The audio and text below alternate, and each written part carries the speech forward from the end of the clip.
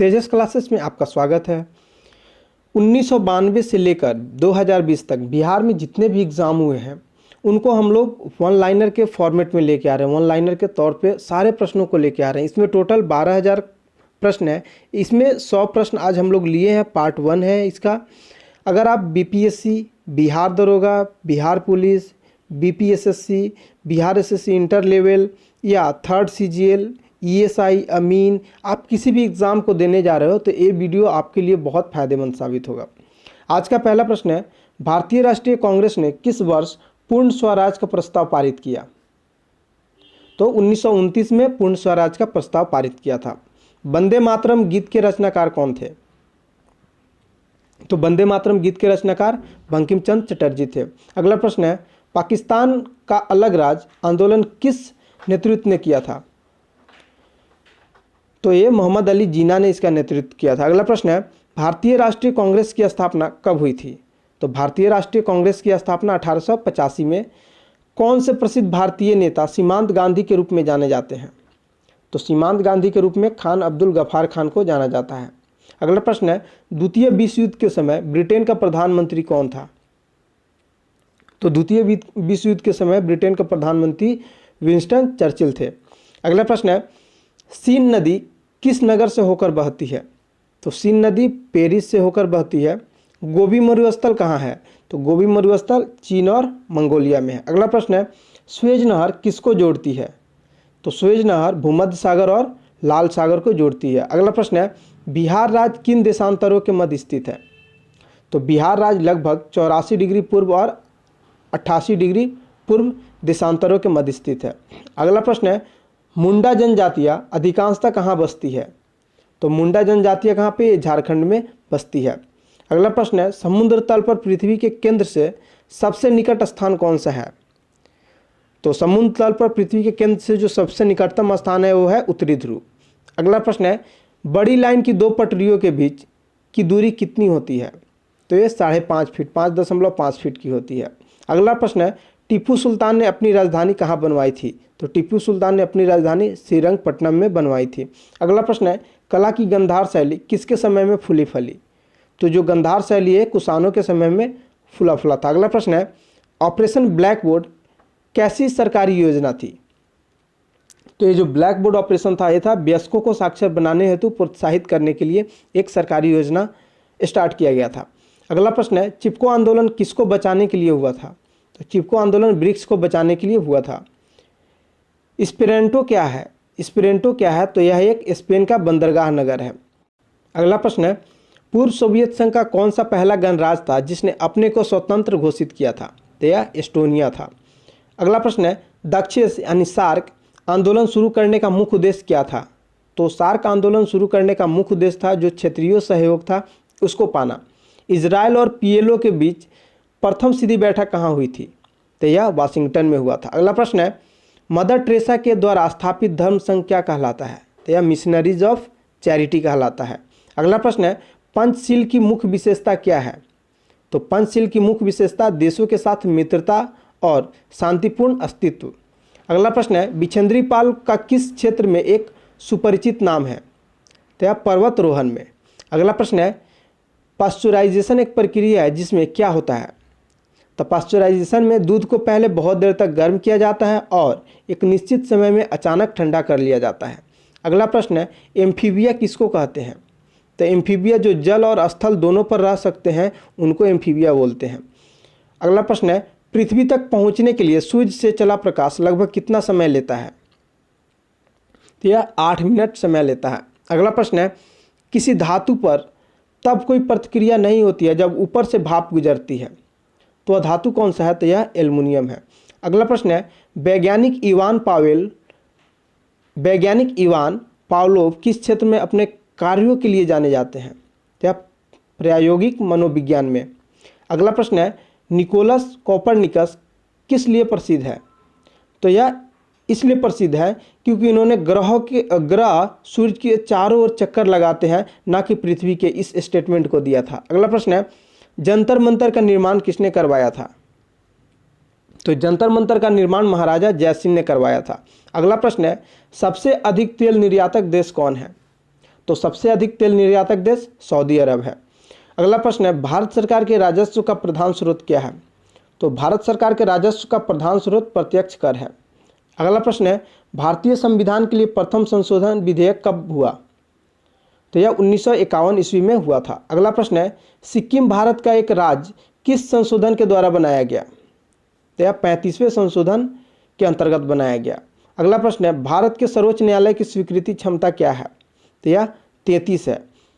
अगला प्रश्न है, भारत में पंचायती राज की अनुशंसा के लिए बनी समिति के अध्यक्ष कौन थे? तो यह बलवंत राय मेहता जी थे। अगला प्रश्न है, कौन से प्रसिद्ध भारतीय गुरुदेव के नाम से जाने जाते हैं?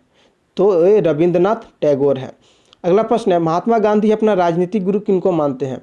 तो गोपाल कृष्ण गोखले को मानते हैं। अगला प्रश्न है, ऑटोबायोग्राफी ऑफ अनोन इंडिया पुस्तक किसने लिखा है? तो ऑटोबायोग्राफी ऑफ अनोन इंडिया ये पुस्तक को नीरज सिंह चौधरी ने लिखा है। अगला प्रश्न है, इंडिया विंस फ्रीडम के लेखक? तो इंडिया विंस फ्रीडम के लेखक अब्दुल कलाम आज़ाद जी हैं। अगला प्रश्न है, साइमन कमीशन पहली बार भारत कब आया था? तो साइमन कमीशन पहली बार भारत 1928 ईस्वी में आया था। अगला प्रश्न है, स्विट्जरलैंड में बोली जाने वाली प्रधान भाषाएं कौन सी है? तो स्विट्जरलैंड में बोली जाने वाली प्रधान भाषाएं जर्मन, फ्रेंच और इटालियन है। अगला प्रश्न है, यूनेस्को की कार्य भाषाएं क्या है? तो यूनेस्को की कार्य भाषाएं अंग्रेजी एवं फ्रेंच में है। अगला प्रश्न है, डिवाइन नामक पुस्तक किसने लिखी है? तो डिवाइन नामक पुस्तक अरविंद घोष ने लिखा है। अगला प्रश्न है, लक्षद्वीप टापू कहाँ अवस्थित है? तो लक्षद्वीप टापू जो दक्षिण और पश्चिम भारत में स्थित है, दक्षिण और पश्चिम भारत के मध्य में स्थित है। महारानी विक्टोरिया को भारत की सम्राज्ञी कब नियुक्त किया गया? यानी 1877 ईस्वी में इनको सम्राज्ञी नियुक्त किया गया। भारत में जन्मे 2 अंग्रेजी नागरिक अमेरिकी नागरिक जिन्हें विज्ञान के क्षेत्र में नोबेल पुरस्कार मिला कौन थे? तो यह हरगोविंद खुराना और एस चंद्रशेखर थे। अगला प्रश्न है, परमाणु ऊर्जा में भारतीय कार्यक्रम के जनक कौन है? तो परमाणु ऊर्जा में भारतीय कार्यक्रम के जनक एच.जे. भाभा है। अगला प्रश्न है, अंतरिक्ष विज्ञान पर अनुसंधान और विकास का श्रेय किनको जाता है? तो यह विक्रम साराभाई को जाता है। अगला प्रश्न है, कलिंग पुरस्कार किस क्षेत्र में दिया जाता है? तो कलिंग पुरस्कार विज्ञान को लोकप्रिय बनाने के क्षेत्र में दिया जाता है। अगला प्रश्न है, एक वयस्क भारतीय हाथी का भार लगभग कितना होता है? तो एक वयस्क भारतीय हाथी का भार लगभग 1000 किलोग्राम होता है। अगला प्रश्न है, वैज्ञानिक अल्बर्ट आइंस्टीन किसके लिए प्रसिद्ध है? तो अल्बर्ट आइंस्टीन प्रकाश विद्युत प्रभाव के लिए प्रसिद्ध है। अगला प्रश्न है, छिद्रोत्पादी रिएक्टर एक बिजली पैदा करने वाला नाभिकीय रिएक्टर है जो किसी प्रक्रिया से बिजली उत्पन्न करता है। यह किस प्रक्रिया से बिजली उत्पन्न करता है? तो यह विगलन प्रक्रिया के द्वारा बिजली उत्पन्न करता है। अगला प्रश्न है, भारत के राष्ट्रीय फूल का नाम क्या है? तो भारत के राष्ट्रीय फूल का नाम कमल है। अगला प्रश्न है, कथकली कहाँ की नृत्य नाटिका है? तो केरल की केरल की नाटिका है, नृत्य नाटिका। अगला प्रश्न है, देश का सबसे बड़ा बंदरगाह कौन सा है? तो देश का सबसे बड़ा बंदरगाह बम्बई बंदरगाह है। अगला प्रश्न है, कावेरी जल विवाद किन 2 राज्यों के बीच में है? तो यह कर्नाटक और तमिलनाडु राज्य के बीच में है। अगला प्रश्न है, भारतीय राष्ट्रीय कांग्रेस के प्रथम प्रधान अध्यक्ष कौन थे? तो यह W.C. बनर्जी थे।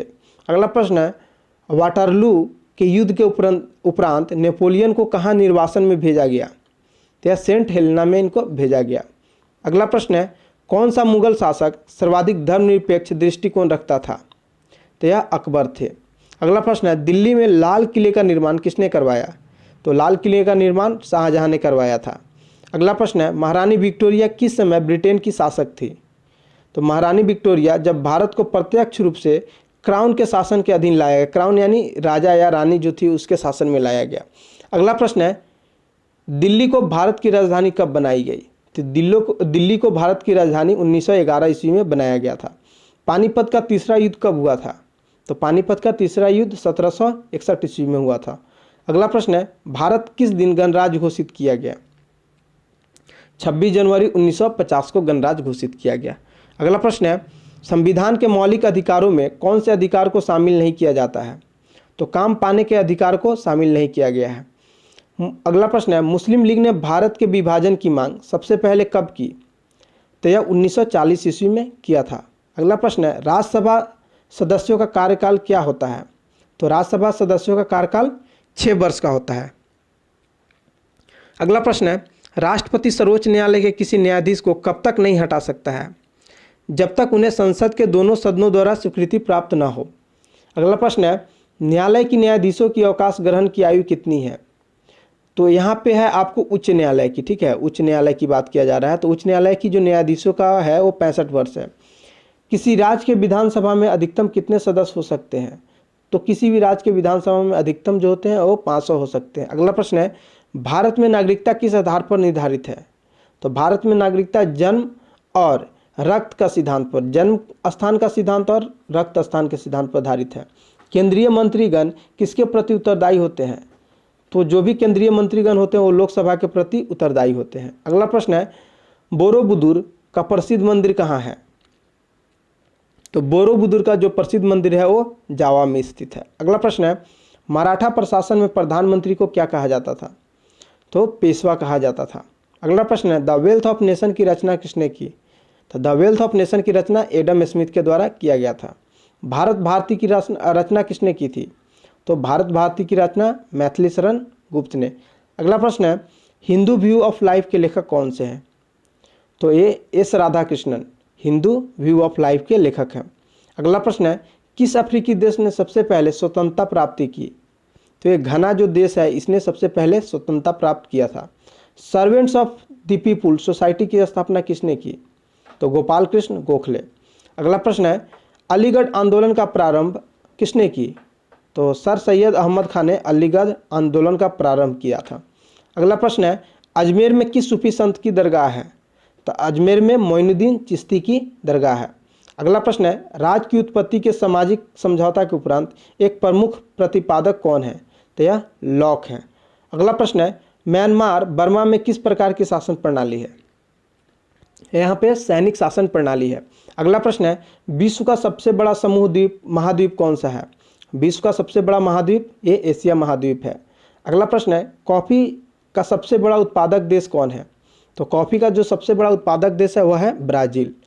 अगला प्रश्न है, सवारी के लिए प्रयोग की जाने वाली मोटर कारों का मूल उत्पादक कौन सा देश है? तो यह संयुक्त राज्य अमेरिका है। अगला प्रश्न है, महाबलीपुरम के मंदिरों का निर्माण किसने करवाया? तो यह पल्लव ने करवाया था। नीदरलैंड की मुद्रा को क्या कहते हैं? तो नीदरलैंड की मुद्रा को गिल्डर कहते हैं। अगला प्रश्न है, विश्व जनसंख्या दिवस कब मनाया जाता है? तो विश्व जनसंख्या दिवस 11 जुलाई को मनाया जाता है। अगला प्रश्न है, खगोलीय पिंड संबंधी ज्ञान को क्या कहते हैं? तो खगोलीय पिंड संबंधी ज्ञान को खगोल विज्ञान कहते हैं। अगला प्रश्न है, गीत सेठी का संबंध किस खेल से है? तो गीत सेठी का संबंध ये विनियर्ड से है। अगला प्रश्न है, किस खेल का आरंभ इंग्लैंड में हुआ? तो जो क्रिकेट है इसका प्रारंभ इंग्लैंड में हुआ था। अगला प्रश्न है, कोणार्क मंदिर किस भगवान को समर्पित है? तो कोणार्क मंदिर सूर्य भगवान को समर्पित है। अगला प्रश्न है, हरगोविंद खुराना को नोबेल पुरस्कार किस क्षेत्र में दिया गया? तो हरगोविंद खुराना को जीव विज्ञान के क्षेत्र में दिया गया है। अगला प्रश्न है, दिल्ली में विजय घाट किसकी समाधि को कहते हैं? तो विजय घाट लाल बहादुर शास्त्री की समाधि स्थल है। अगला प्रश्न है, किसी भारतीय राज्य की प्रथम महिला राज्यपाल कौन थी? तो किसी भी भारतीय राज्य की प्रथम महिला राज्यपाल श्रीमती सरोजनी नायडू थी। अगला प्रश्न है, भारत में कौन प्रमाणित करता है अमुक विधेयक धन विधेयक है? तो जो लोकसभा के अध्यक्ष होते हैं वही डिसाइड करते हैं कि यह धन विधेयक है या नहीं है। अगला प्रश्न है, एशियन खेल 1982 कहाँ खेले गए थे? तो यह दिल्ली में खेले गए थे।